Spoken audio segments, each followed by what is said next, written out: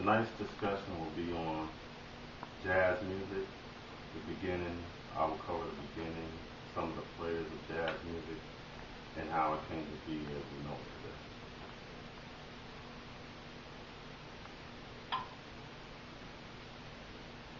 Jazz was a term used to describe the sound that was coming out of the Chicago area during the late 1890s. From the 1890s to early 1910, a fusion between European classical music and African slave folk music came to form the music titled ragtime. Some of the earliest ragtime artists that were very popular during that era, Scott Joplin and Jelly Roll Morton.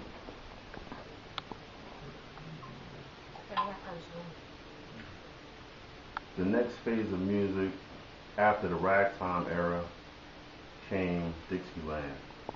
Dixieland was formed around 1910 during the late or early 1920s.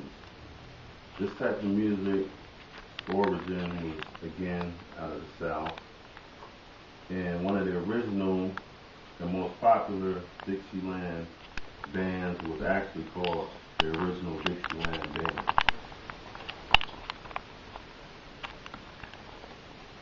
After a few innovations of the Dixieland era came the new type of dance music during the early 1920s. And this music was more of a dance-oriented music because a lot of that dances that were going on at that time were like the foxtrot and waltzes, brought forth a new type of feel to this type of music that will soon be known as jazz music. One of the best innovators of this type of music was James Fletcher Henderson, who came to prominence during the early 1920s. He was a big band music composer. He was an innovator of dance music as far as the instrumentation is concerned. And another player during that era was Duke Ellington, who came to prominence in the late 1920s. Duke Ellington was a formerly trained musician, and he was a dance band leader, which later turned into a jazz band altogether.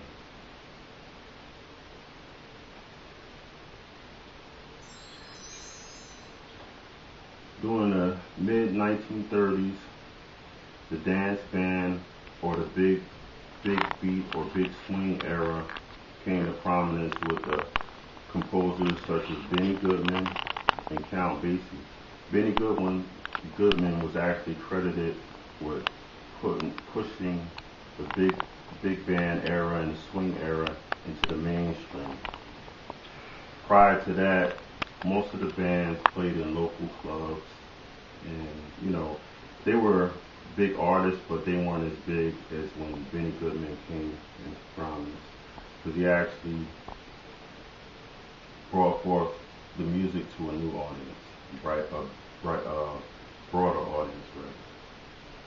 Count Basie was a pianist, an organist, a composer, and a band leader who was very influential, as he won 9 Grammy Awards during his 50-year run as a jazz composer and a band leader.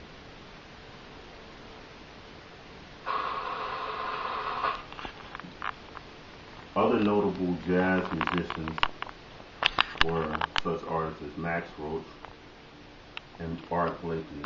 Matt Roach was actually one of the bebop pioneers and considered one of the greatest drummers ever. Art Blakey was a famous drummer and a band leader who revolutionized the way jazz drums were played during his time. And he also was a pioneer of what we now know as modern jazz. More notables include Dizzy Gillespie, who was a trumpet player, He was a singer, a composer during the bebop era.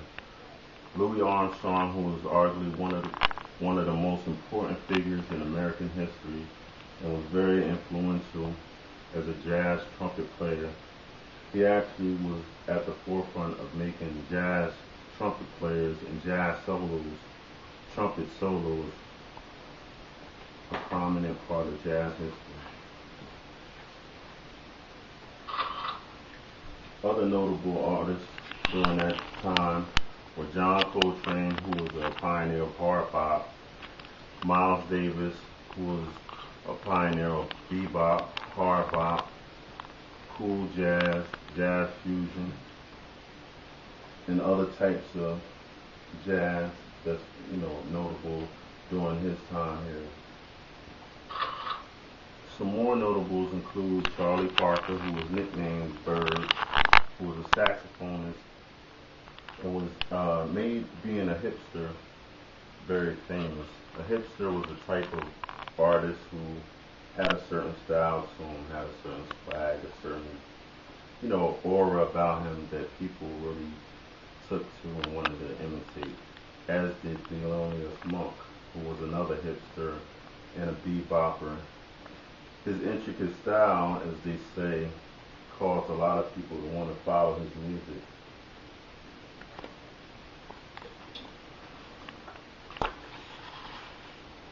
One final notable was the late great Billie Holiday.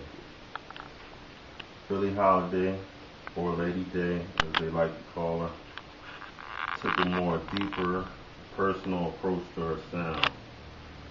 She also was able to manipulate her voice to coincide with the instruments that were being played.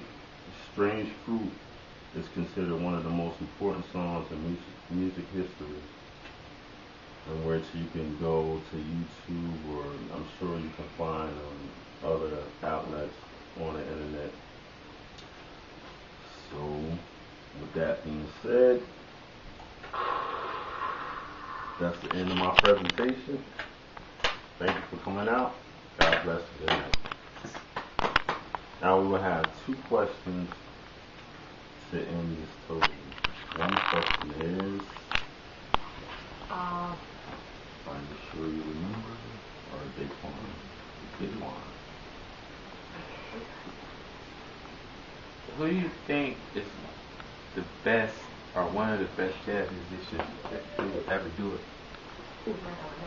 Well, doing my research, I found that, there's no way to just choose one, but I did find that John Coltrane had a lot of great music that he put together, and I was really into his music. You referred to the hipster. Would you believe that that style is reflected in today's hip-hop and rap society? Of course, during every era, you could find artists that, whether they dress a certain way or dance a certain way or sing a certain way, the young crowd is going to want to follow that or imitate it. And that's what I think was happening during his era. They said his style was eclectic, intricate. They thought it was cool. Everybody thought he was so cool. They wanted to be like him. So that's why a lot of people started following him. And that's the same thing that goes on today with certain artists. Lil Wayne, Drake. They may want to be like that artist and just want to follow him. Thank you. Good night.